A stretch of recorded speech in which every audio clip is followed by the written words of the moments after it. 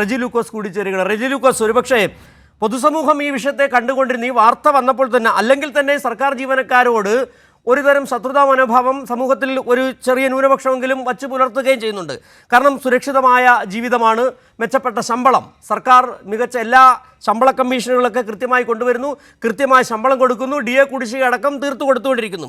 അങ്ങനെ മെച്ചപ്പെട്ട ശമ്പള സേവന വ്യവസ്ഥകളുള്ള ഇവർ ഈ കാര്യം ചെയ്യുമ്പോൾ അതിൽ ഏറ്റവും രസകരമായ വസ്തുത ഈ കോളേജ് പ്രൊഫസർ ചെയ്തു എന്നുള്ളതാണ്. 3 കോളേജ് പ്രൊഫസർമാരുണ്ട്, 4-ലധികം ഹയർ സെക്കൻഡറി അധ്യാപകരുണ്ട്. ഇവരൊക്കെ പൈസ മേടിച്ചു എന്ന് പറഞ്ഞാൽ ഞങ്ങൾ ഇന്നലെ ഈ വാർത്ത പോകുമ്പോൾ നമ്മുടെ ഈ ഹെഡ്ലൈൻ്റെ ക്യാപ്ഷൻ കൊടുത്തത് എന്ത് പറയാനെന്നാണ്. അതിനപ്പുറത്തേക്ക് എന്താണ് ചോദിക്കാനുള്ളത് എന്നുള്ളൊരു ചോദ്യമുണ്ട്. ഈ പൈസ കിട്ടിയിട്ട് ഇവർക്ക് മതിയാകുന്നില്ലേ എന്നുള്ളൊരു ചോദ്യമാണ്. 1600 രൂപ, ഒരു പക്ഷേ 1.5 ലക്ഷം രൂപയുടെ മൂല്യം കൽപ്പിക്കുന്ന വലിയൊരു ജനവിഭാഗം ഇവിടെയുണ്ട്. 66 ലക്ഷം പേര് ഇത് വാങ്ങുകയാണ്. ആ പെൻഷൻ കൃത്യമായി കൊടുക്കാൻ ഒരു സർക്കാർ എടുക്കുന്ന ബുദ്ധിമുട്ടുകളെക്കുറിച്ച് നമുക്ക് അറിയാവുന്നതാണ്.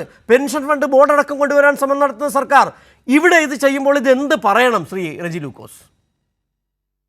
ഷിജു, നമ്മൾ മനസ്സിലാക്കുന്നത് ഒരു വർഷം 11,000 കോടി രൂപയാണ് കേന്ദ്ര സർക്കാരിന്റെ കടുത്ത അവഗണനയെ അതിജീവിച്ചുകൊണ്ട് ഈ പാവപ്പെട്ട ജനങ്ങൾക്ക് 66 ലക്ഷം വരുന്ന ജനങ്ങളുടെ വീടുകളിൽ 1,600 രൂപ വെച്ച് നൽകാനായിട്ട് നമ്മുടെ സംസ്ഥാന സർക്കാർ കണ്ടെത്തിയിരിക്കുന്നത്. ഇവിടെ നമ്മൾ മനസ്സിലാക്കേണ്ട 2 പ്രധാനപ്പെട്ട കാര്യങ്ങളുണ്ട്. അതായത് ഒന്ന്, ഈ പറയുന്ന കോളേജ് അധ്യാപകരോ ഹയർ സെക്കൻഡറി അധ്യാപകരോ ഉൾപ്പെടെ അതിനകത്ത് 10ഓളം ഗസറ്റ് ഉദ്യോഗസ്ഥന്മാരുണ്ട്, അതുപോലെ തന്നെ 10ഓളം പോലീസ് ഉദ്യോഗസ്ഥന്മാരുണ്ട്, വിവിധ തരത്തിലുള്ള സർക്കാർ ഉദ്യോഗസ്ഥന്മാരുണ്ട്. സത്യം പറയണ ഈ വാർത്ത കേട്ടപ്പോൾ തലകുലിച്ചു പോയി. കാരണം കനത്ത ശമ്പളം, ഇന്ത്യയിലെ തന്നെ ഏറ്റവും മാതൃകാപരമായ രീതിയിലുള്ള ശമ്പളം വാങ്ങിക്കുന്ന ഈ സർക്കാർ ഉദ്യോഗസ്ഥർ ഈ പാവപ്പെട്ട മനുഷ്യരുടെ പെൻഷൻ പൈസ തട്ടിയെടുത്തു എന്ന് പറഞ്ഞാൽ അത് ഒന്നാന്തരം മോഷണമാണ്. മോഷണത്തിൽ കവിഞ്ഞതിനകത്ത് ഒന്നും പറയാൻ പറ്റത്തില്ല. എത്രയോ കോടികളായിരിക്കും ഇവർ തട്ടിക്കൊണ്ടിരുന്നത്.